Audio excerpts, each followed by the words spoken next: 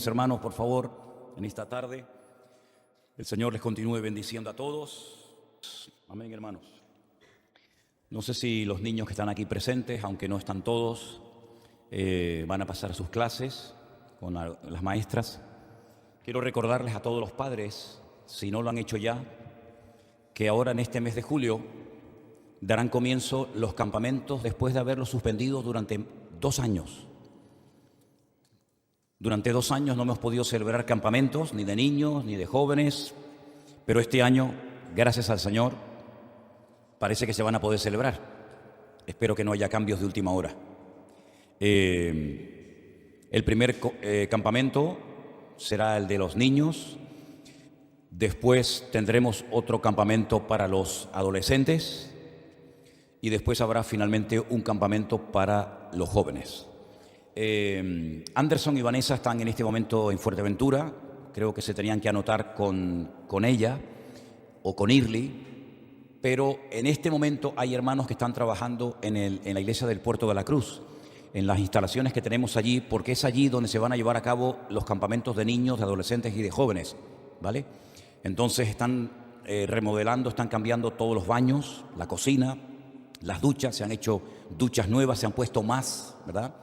Más váter, más lavabos, y eso lleva mucho trabajo. Y quiero dar las gracias a todos los hermanos que han estado trabajando y que siguen trabajando para que dentro de poco pues esas instalaciones estén bien. Y ya queda poquito tiempo, porque no sé exactamente cuándo es el día del primer campamento de niños. ¿Alguien me puede recordar tal vez? El 12 de julio empieza el primer campamento, después a continuación el de los adolescentes y finalmente el de los jóvenes. Entonces queda poco tiempo para dejar todo listo. Yo espero, hermano Jair, ¿qué le parece? ¿Cree que sí? Bueno, amén. Por fe decimos que todo estará listo y creo que va a quedar muy bonito porque todo se está haciendo nuevo. Están trabajando muchísimo los hermanos. No solamente es quitar todo lo que había, sino volver a poner cosas nuevas, pisos, paredes, techos, fontanería, tuberías, instalación eléctrica, sí, muchísimo trabajo. No sé si todavía es necesario pedir voluntarios que quieran ayudar o si tienen tiempo. En el caso de que hubiera alguien que quisiera echar una mano y dispone de tiempo, pues se habla, por ejemplo, hoy, ¿no?, con nuestro hermano Jair, porque todavía queda un poquito de trabajo hasta el día 11 o 12, que dará comienzo el campamento de los jóvenes. Creo que en esta tarde también tenemos algunas personas que nos están visitando por primera vez. ¿Es así? ¿Pueden levantar la mano las personas que están aquí hoy por primera vez? Bueno, gloria a Dios. A mí me gustaría, si a ustedes no les importa, que se presentaran y que dijeran por lo menos cómo se llaman y de dónde vienen. ¿Les parece? Entonces, empezamos por aquí, por mi izquierda. Diga fuerte el nombre para oírle yo bien, por favor, si es tan amable.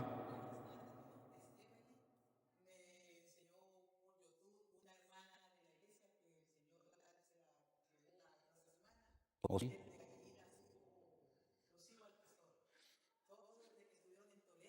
Ajá.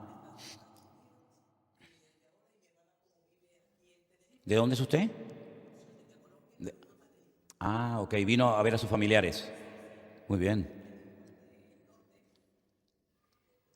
De Puerto de la Cruz. Sí, sí. ¿Y su nombre es? Buenas tardes. ¿Liliana?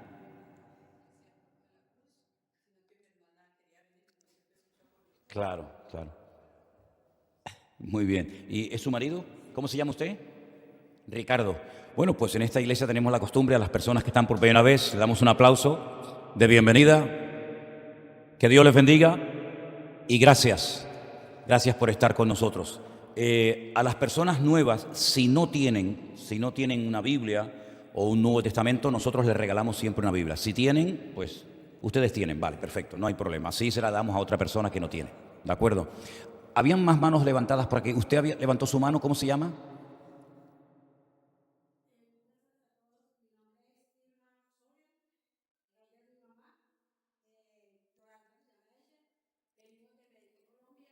También de Colombia, mira. Pe-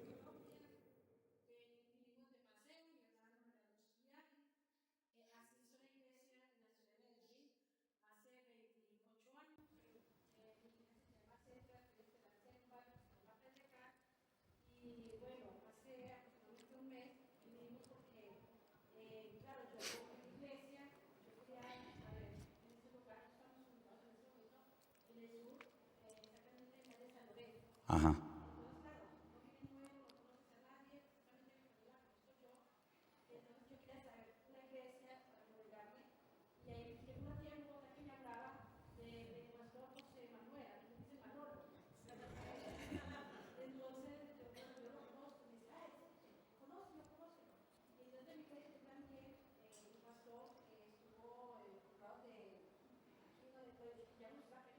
La península, sí, sí, sí.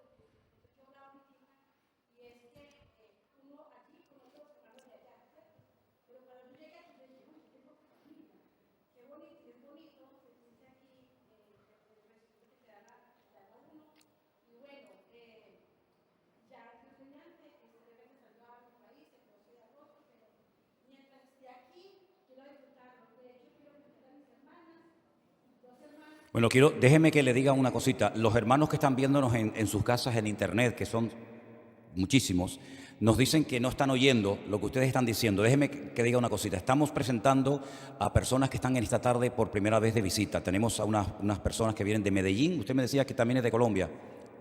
De Cali, de la ciudad de... No se conocían entre ustedes, ¿no? Mira qué cosa tan... Qué pequeño es el mundo. Entonces estamos presentando en esta tarde a hermanas que vienen de visita aquí a nuestra congregación esta tarde de Cali, de Medellín. Y también acaban de entrar personas nuevas. ¿Vienen con usted? Son sus hermanas carnales. Sí. Que viven en el sur de Tenerife. Ah, mira qué bueno. Bueno, pues le damos un aplauso también de bienvenida a este grupo de hermanas de Colombia. Dios les bendiga, hermanas. Dios les bendiga grandemente. Amén. Había más personas que habían levantado la mano que vienen por primera vez, ¿es así? ¿Se pueden presentar ustedes dos, por favor, si son tan amables? ¿Cómo se llaman? Háblame fuerte porque no te oigo. Abigail. Ah, ahora sí. Abigail. ¿Y vienes con tu mamá que se llama? Diana. ¿Y de dónde son ustedes? Pero no son colombianas. Ah, venezolanas. Bueno, más o menos. Vamos. Ok, un aplauso a la madre y a la hija que vienen del sur de Tenerife. Dios les bendiga. ¿Tienen Biblia los que han levantado la mano? Si no, nosotros les vamos a regalar la primera Biblia.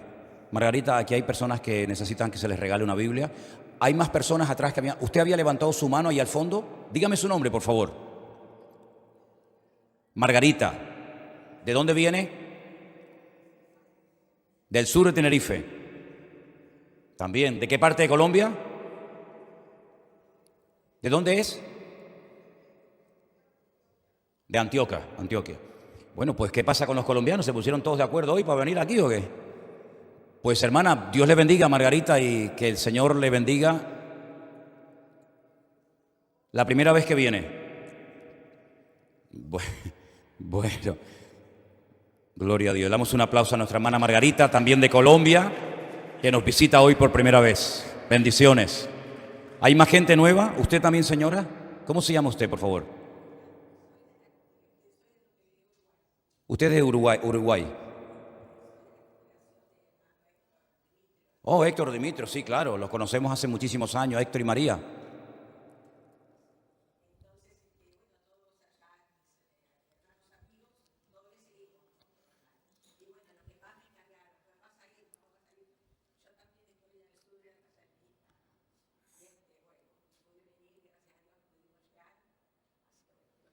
Pues mandamos saludos también en directo, si nos están viendo, el pastor Héctor Dimitrio y su esposa María de Uruguay, decir que un miembro de su iglesia está aquí con nosotros en esta tarde. Hermana, Dios le bendiga, le damos un aplauso de bienvenida. Bendiciones. Gloria a Dios. Amén. Amén. Bueno, decirles nuevamente que tenemos a muchísimos hermanos que están con el COVID, no pueden congregarse, ¿sí?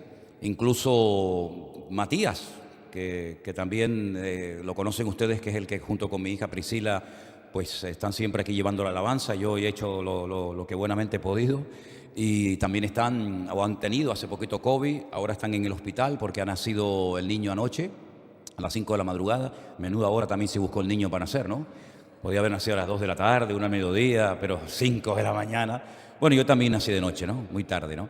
Pero bueno, también hay gente de la alabanza que no ha podido estar porque también están contagiados. En fin, hermanos, yo le doy gracias al Señor por esta oportunidad que Dios nos da.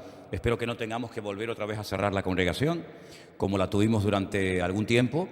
Pero bueno, ese tiempo en el que la iglesia estuvo cerrada, nosotros creíamos que no había nadie siguiendo estos cultos, estas reuniones, y resulta que para nuestra sorpresa nos dimos cuenta que cuando teníamos la iglesia cerrada era cuanto más gente nos estaba escuchando y viendo en todas partes del mundo, ¿no? Yo en ese sentido he pedido ya muchas veces perdón porque, como bien saben ustedes, en más de una ocasión, durante aquellos largos meses de 2020, desde este mismo púlpito, con las sillas totalmente vacías y una iglesia completamente diferente a como es hoy en día, pues estuve tentado en más de una ocasión a dejar de hablar, porque decía, Dios mío, ¿quién está escuchando todo esto?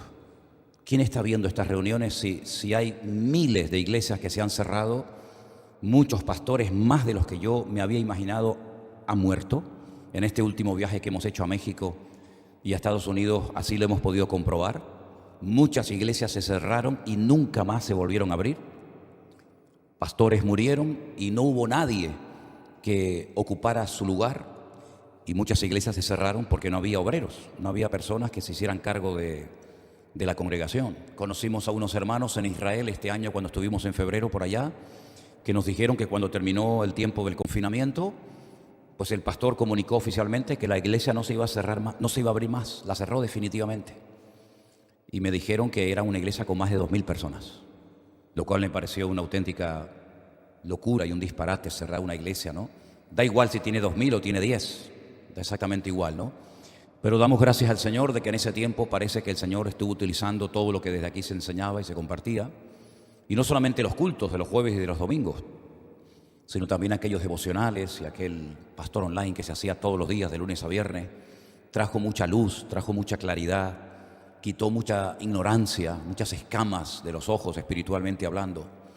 Y a mí me gustaría que en esta tarde, cuando ustedes escuchen el mensaje que Dios ha puesto en mi corazón, pues valoráramos el hecho de poder tener un lugar físico donde poder congregarnos. Porque hay muchos hermanos que les gustaría poder congregarse en una iglesia y no pueden, por distintos motivos. Tenemos hermanos, hemos conocido hermanos en este tiempo que están postrados en cama desde hace muchos años. Gente mayor, gente enferma, gente que ha perdido la movilidad, gente que en aquellos días se les prohibía ir a la iglesia por la avanzada edad que tenía y se quedaron, digamos, desconectados de su iglesia local hasta el día de hoy, pero que encontraron en la palabra de Dios un consuelo, una esperanza y un bálsamo para sus almas. Y curiosamente, el mensaje que Dios ha puesto hoy en mi corazón, si ustedes comprueban lo que yo prediqué el año pasado por estas mismas fechas aproximadamente, tiene y guarda mucha relación. Porque yo creo que es un error cuando, por ejemplo, y a mí me ha pasado, lo confieso, creo que es un grave error cuando un pastor piensa que en cada culto tiene que predicar siempre un mensaje nuevo y decir siempre algo nuevo, novedoso. Y yo no predico con papeles generalmente. Yo hace muchos años que no utilizo ningún tipo de papeles, salvo a lo mejor 2 o 3 versículos y tal. Pero tengo en un cajón de la mesa de noche en mi oficina anotaciones de mensajes que yo he dado en estos últimos 21 años que llevo aquí. Y me doy cuenta que si nosotros hubiéramos puesto en práctica todos y cada uno de esos, yo no sé si son miles, pero por lo menos cientos de sermones que ustedes han escuchado, nuestras vidas, espiritualmente hablando, serían una maravilla, porque yo creo que el Señor ha sido fiel a la hora de transmitirnos mensaje, palabra, exhortación, aliento, confrontación. Es decir, que no podemos quejarnos y decir, es que Dios no me ha hablado, es que yo no he tenido la oportunidad de aprender de la palabra. No, en este caso eso no funciona.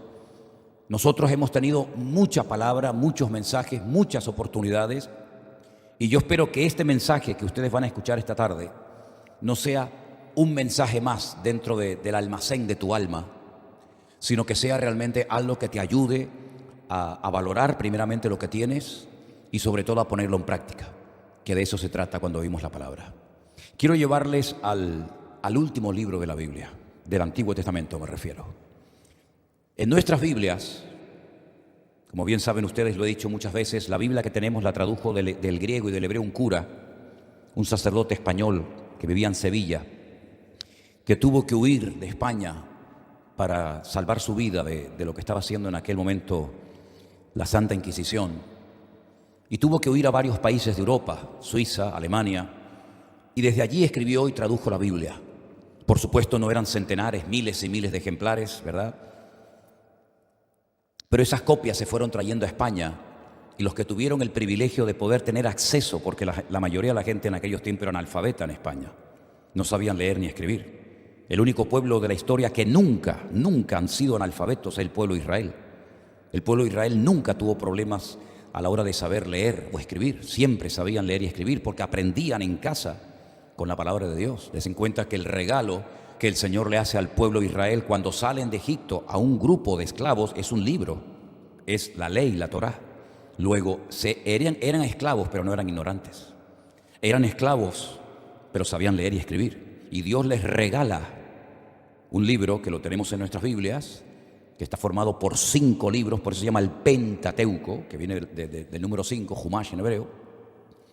Y ellos tienen exactamente el mismo número de libros que nosotros en la Biblia, exactamente el mismo. Lo que pasa es que el orden del Antiguo Testamento varía en cuanto a nuestra Biblia se refiere, porque ellos no ponen al libro del profeta Malaquías en el último lugar del canon, sino que ponen a Segunda de Crónicas. Y la pregunta es ¿por qué?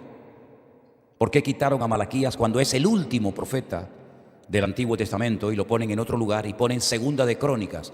Bueno, aparte del tema de la cronología, porque no les hacía ninguna gracia terminar de leer el Antiguo Testamento y pronunciar la palabra maldición, porque esa es la última palabra del libro de Malaquías, por consiguiente del Antiguo Testamento. Para no terminar de leer la Biblia pronunciando la palabra maldición, lo cambiaron de lugar, pero repito, el número de libros es exactamente igual, ¿vale? No vayan a pensar ustedes que nuestra Biblia es diferente a la de ellos o la de ellos. No, es exactamente igual. Todas las Biblias del mundo son exactamente iguales, todas dicen prácticamente lo mismo. En algunos libros pone Yahvé, en otros pone Jehová, en otros pone el Señor, ¿verdad? Pero no hay excusa para ningún tipo de persona que se quiera acercar a la Biblia diciendo ¿y cuál es la verdadera? ¿La de los evangélicos?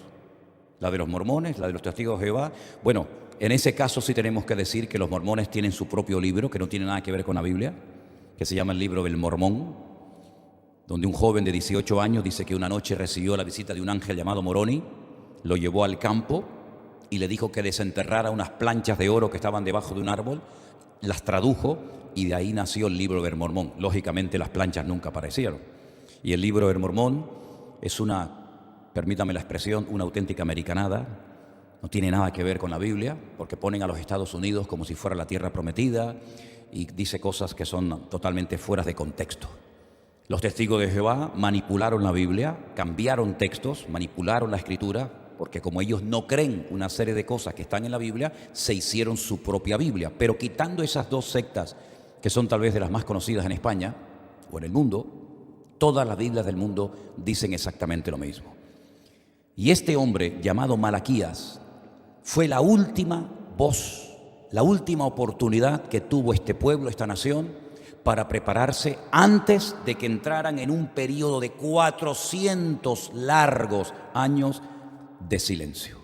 Es decir, cuando usted termina de leer las palabras, los mensajes, los discursos, las profecías de Malaquías, hasta que aparece Juan el Bautista en el Nuevo Testamento, hay 400 años de silencio. No hay profetas, no hay visiones, no hay revelaciones, no hay milagros, no hay nada. La pregunta que a lo mejor algunos se harán es, ¿y entonces cómo hacían? Bueno, ya tenían todos los libros del Antiguo Testamento escritos. Si querían conocer a Dios, si querían servir a Dios, lo único que tenían que hacer era ir a la Escritura, leerla y ponerla en práctica. Pero este fue el último hombre que llamó por última vez al arrepentimiento al pueblo de Israel.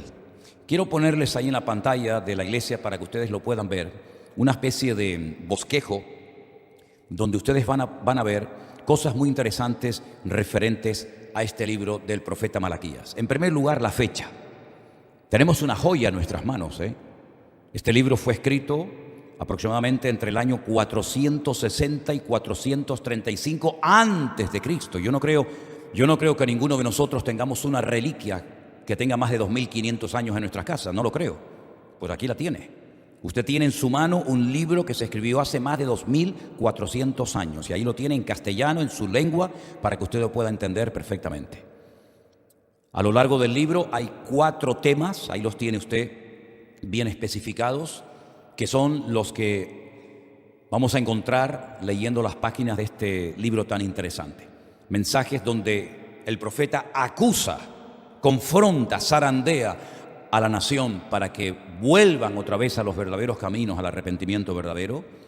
Mensajes de instrucción, es decir, ¿queréis saber cómo se tienen que hacer las cosas? Ahí los digo. Esto y esto es lo que hay que hacer, y esto no hay que hacerlo porque desagrada a Dios.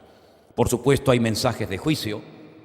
Dios no tiene una manga ancha que, bueno, no importa lo que hagas, no importa lo que digas, total, aquí no pasa nada. No, sí pasa.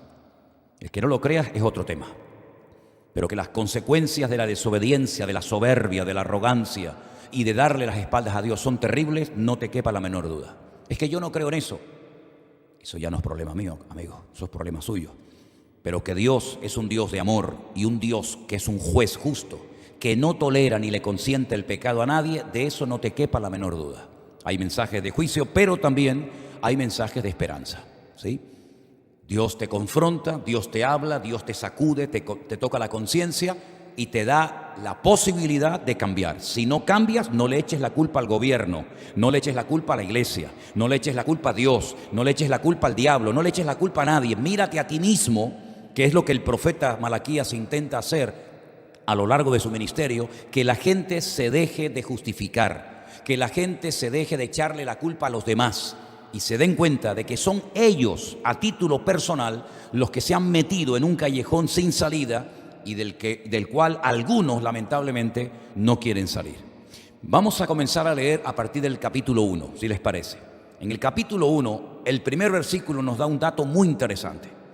Y es lo siguiente: profecía de la palabra de Dios contra Israel por medio de Malaquías. Es decir, hay un hombre llamado Malaquías que Dios lo va a utilizar para hablarle al pueblo de Israel.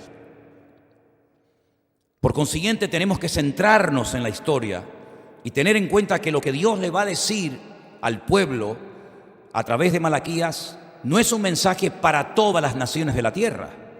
¿Cuántas veces yo he dicho que para poder entender la palabra de Dios hace falta respetar el contexto histórico, la cultura, el tiempo, las costumbres, la época? Y en este caso el mensaje no va dirigido a los babilónicos o a los egipcios o a los romanos o al mundo en general, sino es un mensaje específico, como hemos leído, de acusación, de instrucción, de juicio y de esperanza a un pueblo, a una nación llamada Israel en aquel momento. Y entonces ahora, después de esta presentación, dice en el verso 2, yo os he amado, dice el Señor. Ahora, antes de seguir leyendo, en el libro hay 55 versículos en el texto original. De esos 55 versículos, en 47 Dios habla en primera persona del singular. Es decir, es un mensaje directo de Dios al pueblo de Israel. Es decir, nunca podrían tener esta gente la excusa de decir Dios no nos habló, Dios no nos instruyó y no nos dijo lo que teníamos que hacer. Falso, rotundamente falso. Eso lo podían decir otras naciones, eso lo podían decir otras culturas y civilizaciones, pero en el caso de Israel esa excusa no es válida.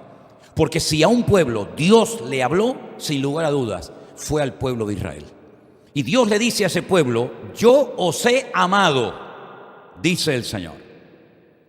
Y la pregunta de esta gente, que es increíble, dicen, ¿en qué nos has amado tú? Dios le dice al pueblo, yo os he amado, y el pueblo le responde a Dios, ¿en qué nos has amado? Y entonces Dios presenta un argumento y menciona a dos hermanos gemelos, que ustedes los conocen si han leído la Biblia, que son los siguientes.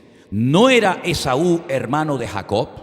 Ahí están los dos hermanos gemelos, Esaú y Jacob. Y dice el Señor, y a Jacob, amén.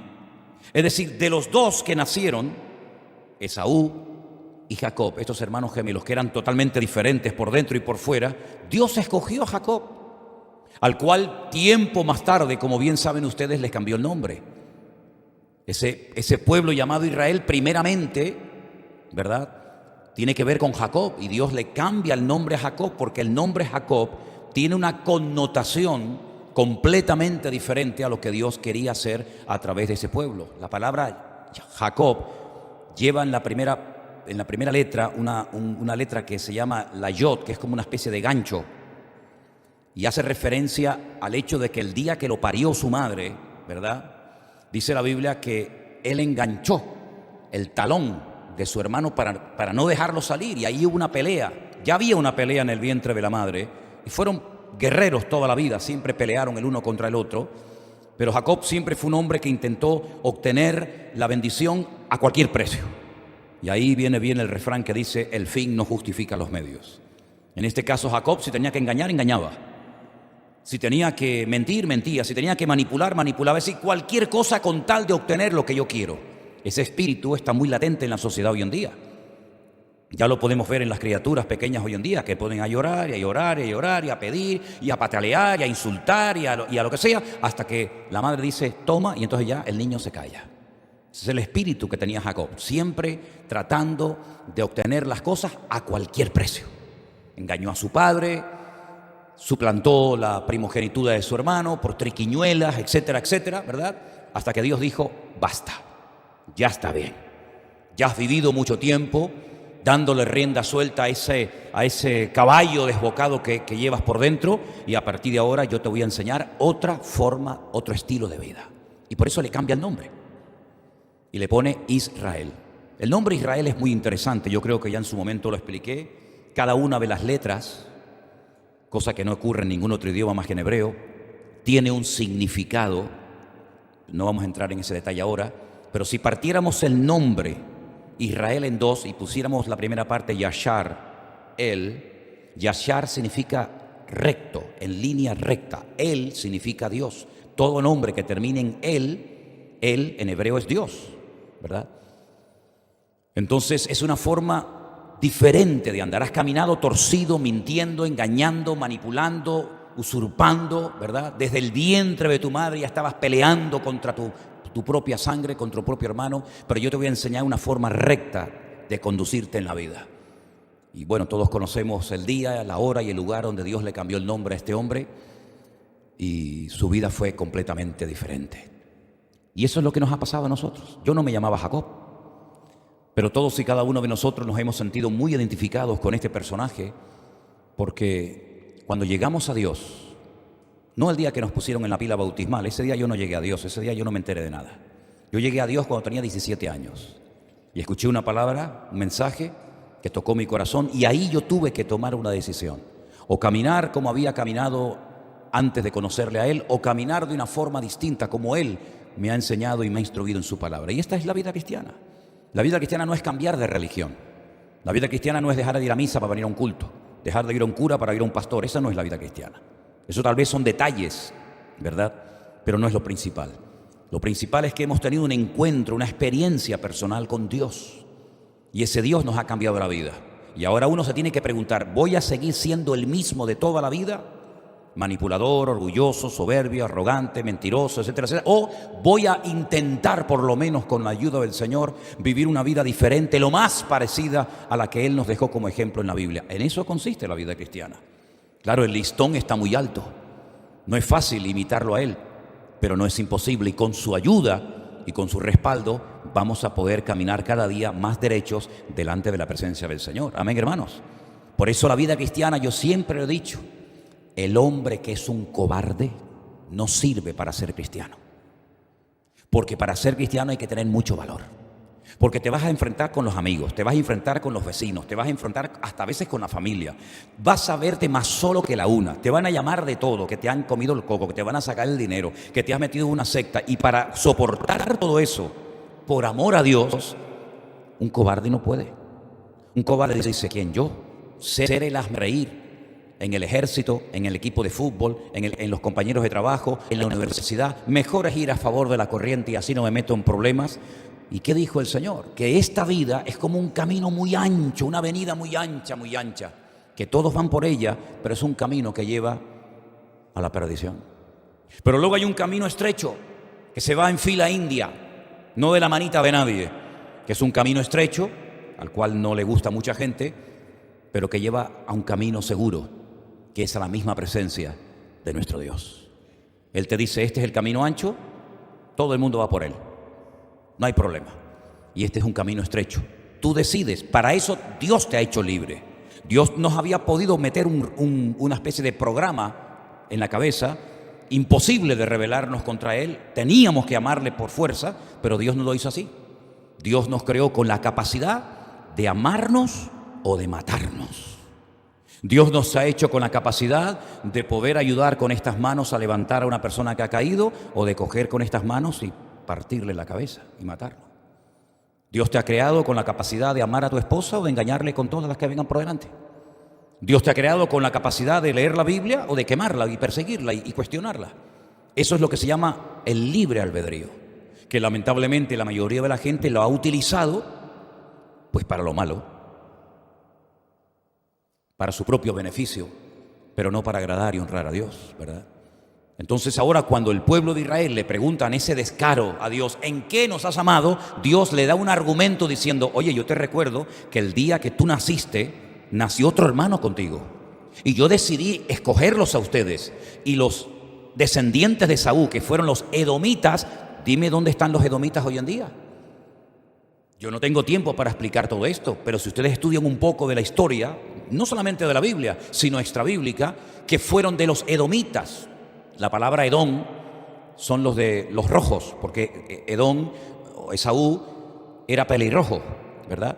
Y si tú vas, por ejemplo, al mar Muerto en Israel, que ustedes han venido conmigo en alguna ocasión, yo te paro en la parte de aquí, la que le pertenece a Israel, y te digo un atardecer, mira para allá y mira las montañas, son todas montañas de color muy rojas, porque ahí vivía Edom, ahí vivían los edomitas, los de piel roja, los pelirrojos.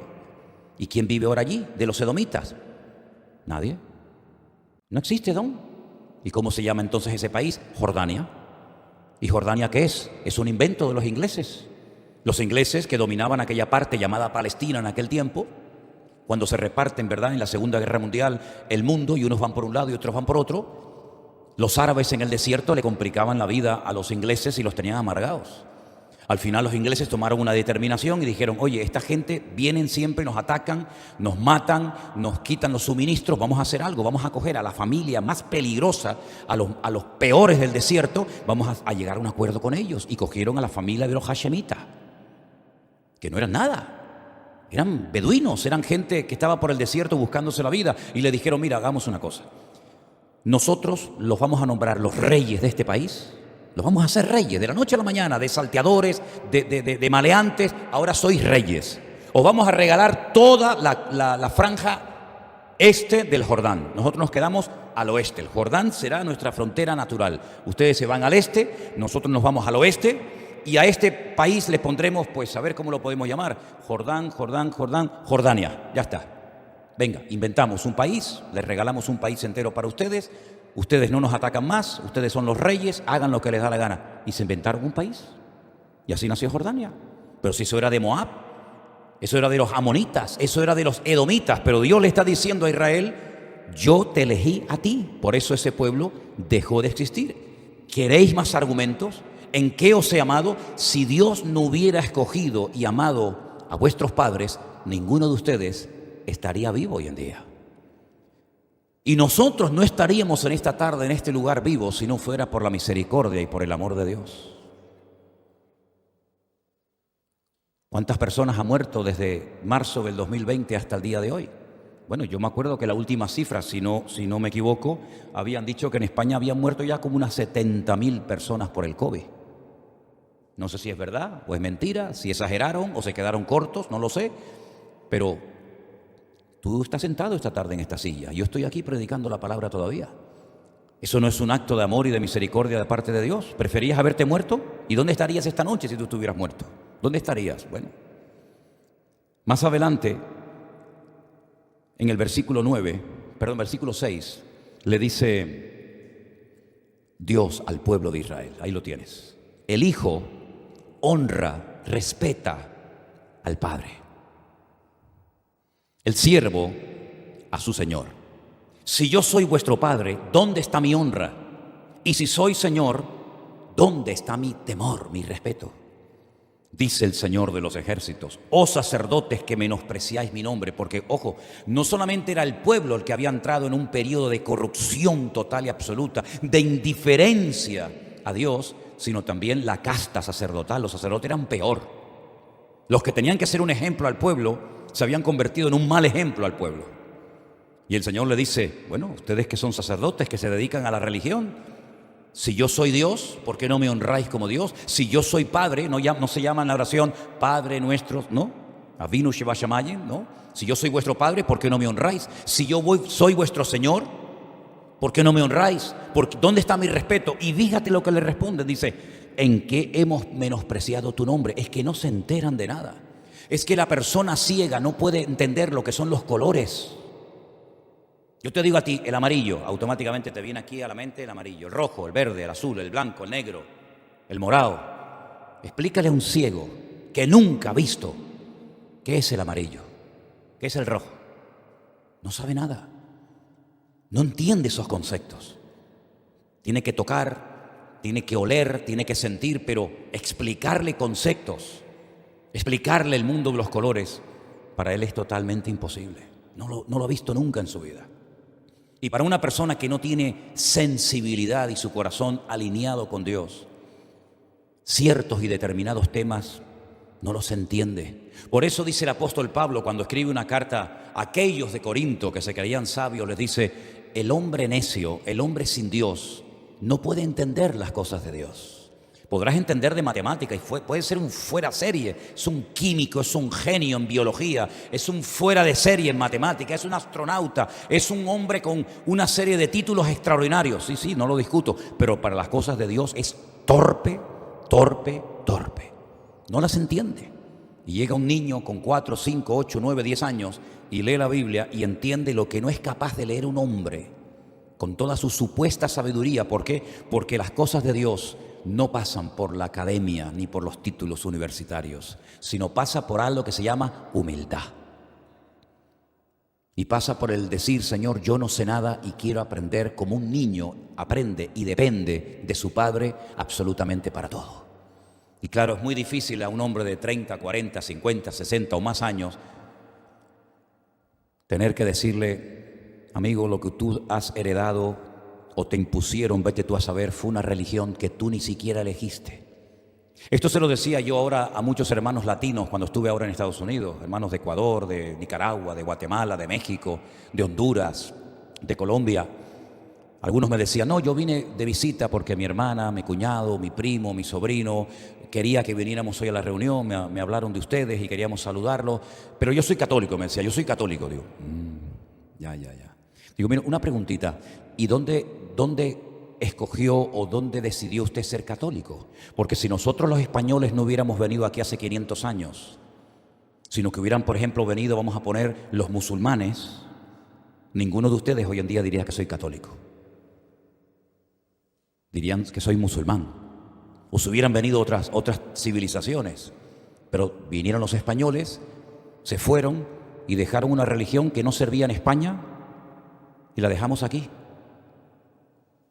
Una religión que lo único que traía era miseria, pobreza y decadencia moral y espiritual. Y mientras Europa crecía porque tenía acceso a las escrituras y a la cultura, aquí nos quedamos en la Edad Media.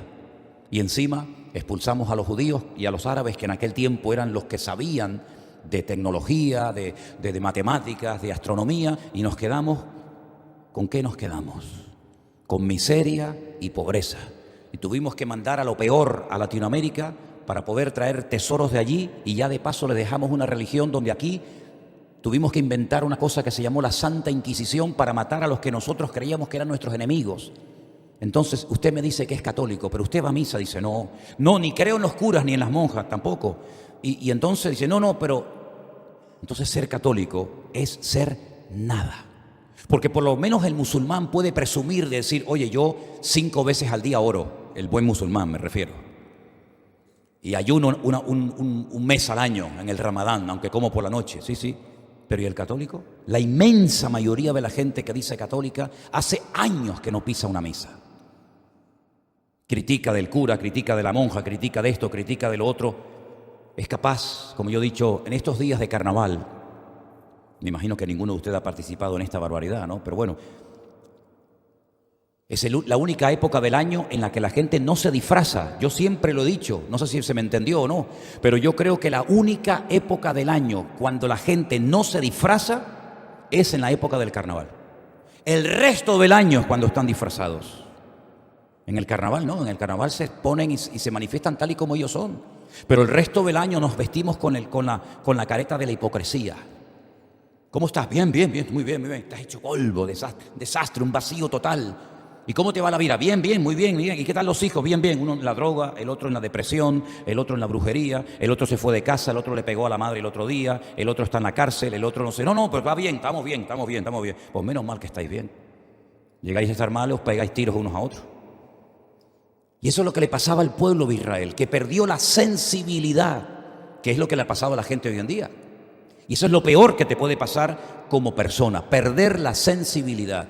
Pero lo curioso es que hay gente que son más sensibles a una desgracia de un animal, que yo por supuesto los entiendo, que a lo mejor a la desgracia que ha tenido una persona. Y somos capaces de estar comiendo, viendo cómo bombardean un país como Ucrania o cómo un niño se muere de hambre en África y estamos comiendo y dice, pobrecito, qué pena, fíjate tú el terremoto, se ha llevado a 20.000 personas, qué cosa, qué tremendo. Y mira, bombardearon el otro día la ciudad y estamos ahí comiendo, pero de repente sale la escena de un perrito atropellado en una carretera y nos ponemos a llorar, nos tiramos de los pelos. Y yo digo, oye, ¿por qué no somos más sensibles también a las cosas de Dios?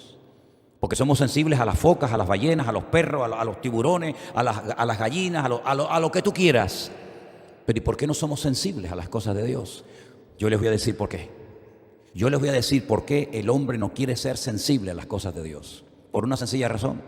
Primero, porque tendrías que admitir que hay un Dios. Y eso a la gente, a algunos no les interesa. Porque en el momento en el que admitas que hay un Dios, ya no te has creado a ti mismo.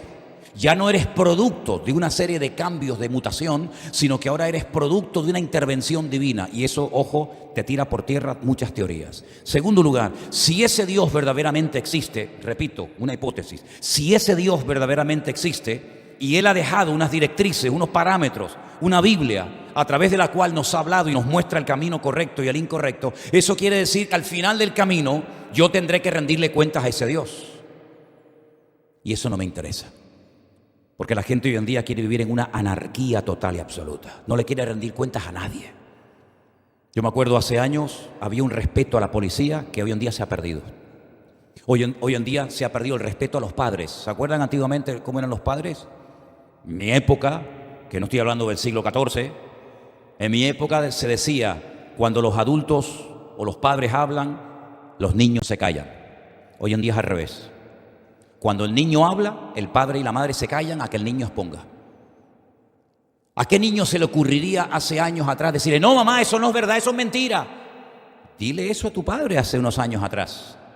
Te mandaba un mensaje telepático que lo entendías perfectamente. Hoy en día los hijos le dicen a la madre que es mentira, la insultan, le patean, le manipulan y me tienes que dar, y me tienes que dar, y me tienes que dar. Y entonces Dios dice, si yo soy vuestro Dios, según lo que ustedes dicen, si yo soy vuestro Padre, si yo soy vuestro Creador, ¿por qué no me respetan como tal? Es una incongruencia decir yo soy cristiano y vivir en una anarquía total.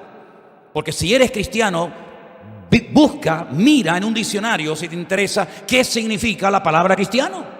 Que no tienen ni idea la mayoría de los que se definen como cristianos. ¿Qué es un cristiano? Vayamos al diccionario de la Real Academia Española y dice persona adulta, seguidora de las enseñanzas de Cristo. Así que si yo soy cristiano es porque sigo a Cristo. Y seguir a Cristo significa vivir conforme a lo que Él me estableció. Y si no te interesa, te haces budista, o te haces ateo, o te haces agnóstico, o te haces lo que quieras. Pero si te llamas cristiano, tienes que ser consecuente y coherente con lo que acabas de decir. Y si no, no te llames cristiano. Llámate de otra manera. Y por eso ellos menospreciaban a Dios. ¿Y qué hacían para menospreciar a Dios? Mira qué ejemplos aparecen aquí. Tremendo. Ofrecisteis sobre mi altar cosas inmundas. Cuando ofrecéis el animal ciego para el sacrificio, ¿eso no es malo? Cuando ofrecéis el cojo o el enfermo, ¿eso no es malo? Preséntaselo a tu príncipe. ¿Acaso se agradará de ti o le será acepto? Dice el Señor. Es decir, cuando se hacían los sacrificios, ya hoy en día eso no existe, pero en aquellos días, cuando alguien se quería acercar a Dios, había un ritual, había un sistema que eran sacrificios de animales. Ellos construían un altar de piedra, en este caso no hacía falta porque ya estaba en el templo de Jerusalén dicho altar. Iban, presentaban un animal, ponían las manos sobre la cabeza. Yo les digo lo que se hacía, ¿vale? Ponían las manos sobre la cabeza, pedían perdón. Supuestamente ellos le traspasaban a ese animal sus pecados. El animal lo degollaban, derramaban la sangre. Parte del animal se podía comer, depende, por los sacerdotes, otras partes no. Les prendían fuego y así era una forma de quedar bien ante los ojos de Dios, por lo menos un tiempo, temporalmente.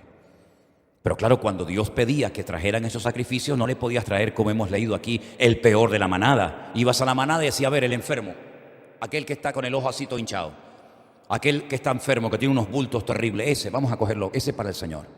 No, el más bonito no, el más gordo no, ese para mí, ese me lo voy a comer esta noche.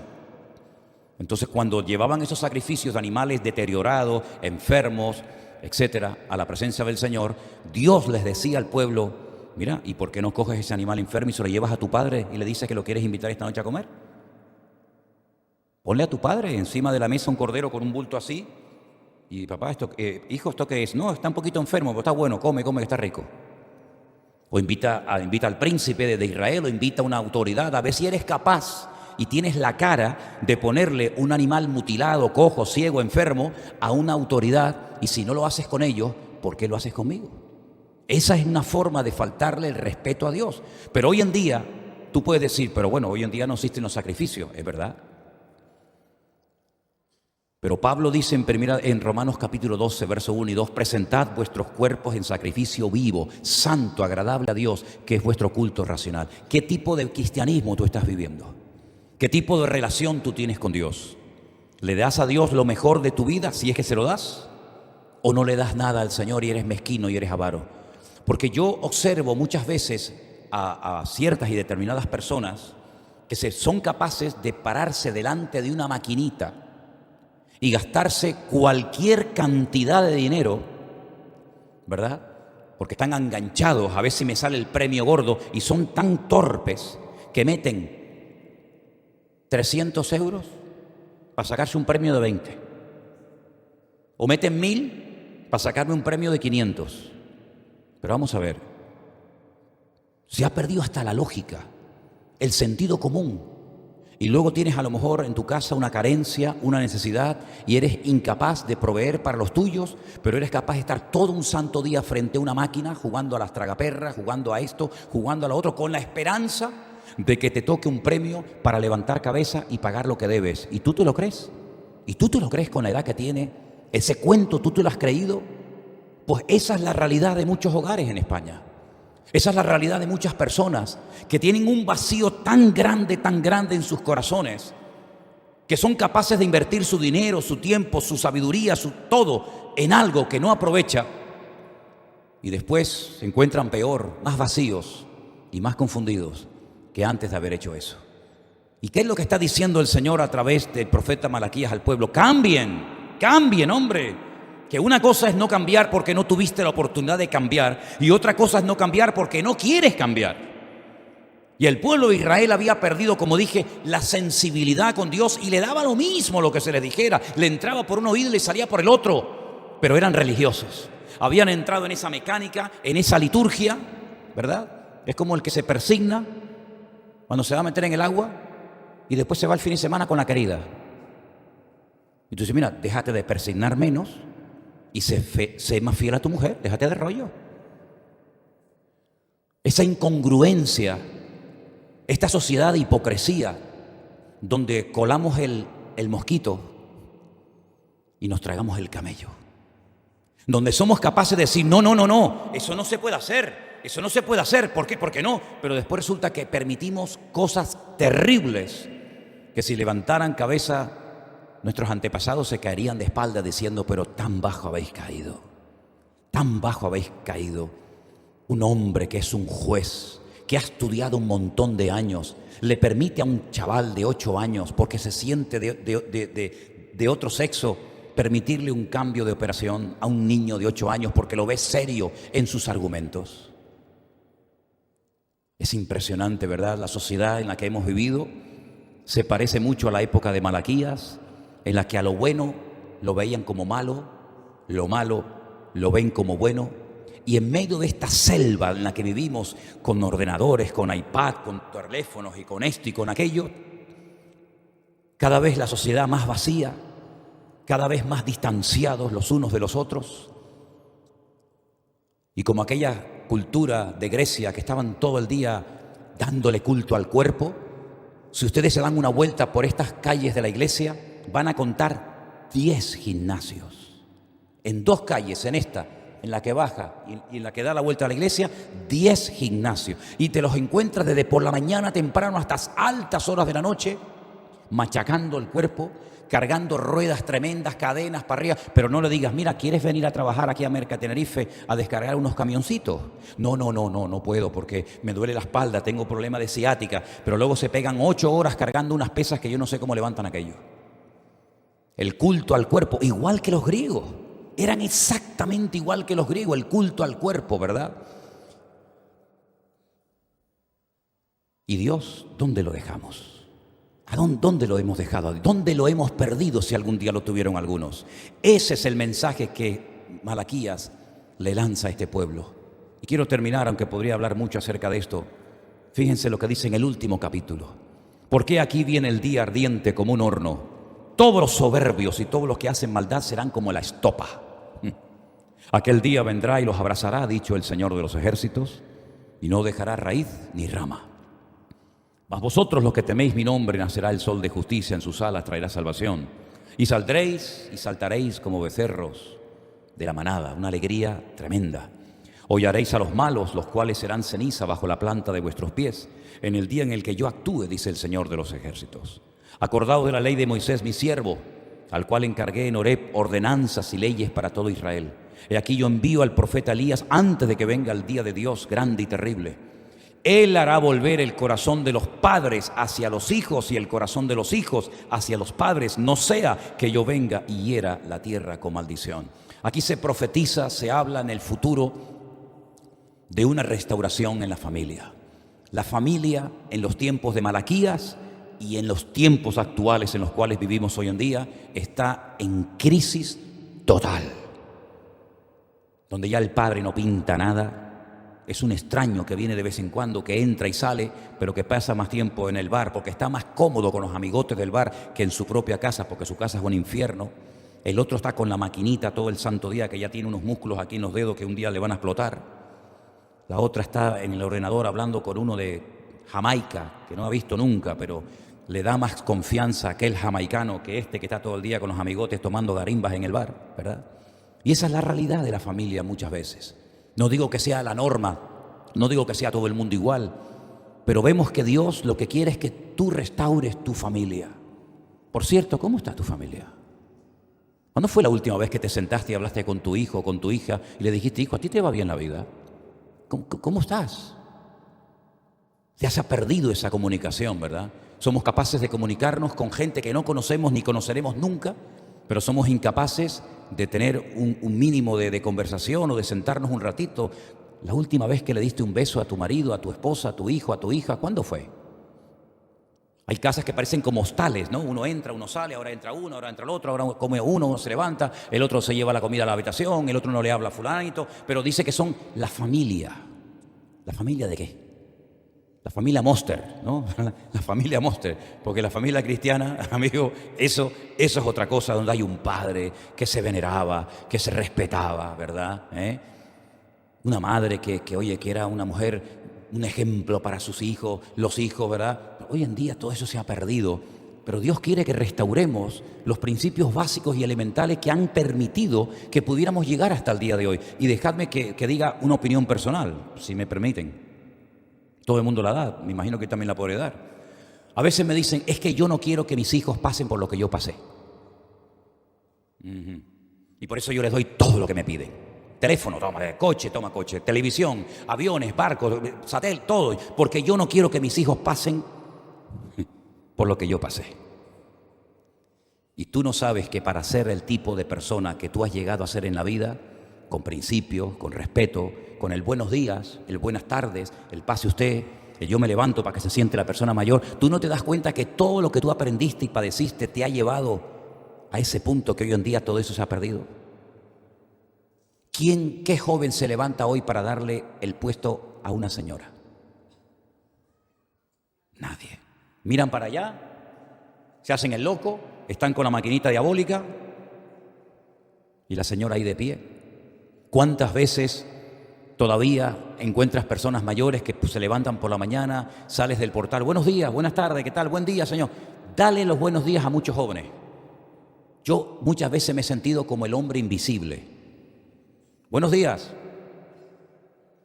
Digo, seré invisible y no me habré dado cuenta. Estaré muerto y no me habré dado cuenta que morí hace ya 20 años. Hermanos, todas esas cosas Dios las quiere restaurar, pero ¿saben dónde se pueden todavía aprender esos principios del hola, buenos días, siéntese usted, pase adelante, hermano, buenos días, ¿cómo se encuentra? ¿Sabe dónde se puede aprender todavía eso? Aquí en la iglesia. Eso es lo que le enseñamos a los niños en la escuela dominical. No los entretenemos delante de una televisión para que usted esté tranquilo y no le molesten, sino que lo que le enseñamos a los hijos es respeten a sus padres, respeten a sus abuelos, respeten a los adultos, acostúmbrense a decir buenos días, buenas tardes, gracias, por favor, ¿verdad? Todo eso todavía lo podemos y lo queremos enseñar en las iglesias para que vamos a ser lo que dice la Biblia, sal y la luz del mundo. ¿Cuántos dicen amén? Cierra tus ojos, hermano, vamos a orar en esta tarde a nuestro Dios y darle gracias por esta reunión que hemos tenido. Que Dios nos dé una buena semana a todos, que nos guarde de todo peligro, de todo mal, y que el Señor traiga sanidad a todos los hermanos y hermanas que se encuentran enfermos en esta tarde. Yo sé que muchos han visto el culto en directo. Les mandamos un saludo a todos. También hermanos que están ahí reunidos en su casa en este momento viendo esta reunión. Señor, trae tu bendición sobre tu amada iglesia, Padre. Ayúdanos a valorarte, ayúdanos a amarte cada día. Y que nunca, nunca jamás nos olvidemos de ti y de tu palabra. Que tú seas lo primero y más importante en nuestras vidas. Que nada te desplace. Que no nos dejemos arrastrar por la corriente de este mundo, sino que seamos diferentes, porque tú quieres que seamos diferentes, Señor. Ponemos todo en tus manos, en el precioso nombre de Jesús. Amén y amén. Nos ponemos de pie, queridos hermanos. Vamos a cantar esa alabanza que cantamos casi al principio del culto, como el siervo brama por las corrientes de las aguas. Y después voy a pedirle a nuestro hermano Jair que nos despida en oración y que le pidamos al Señor que nos dé él una buena semana bendecida y que el Señor nos acompañe durante todos estos días. Aleluya. Gracias al Señor. Tenemos la letra ahí, la podemos poner en la pantalla para que nuestros hermanos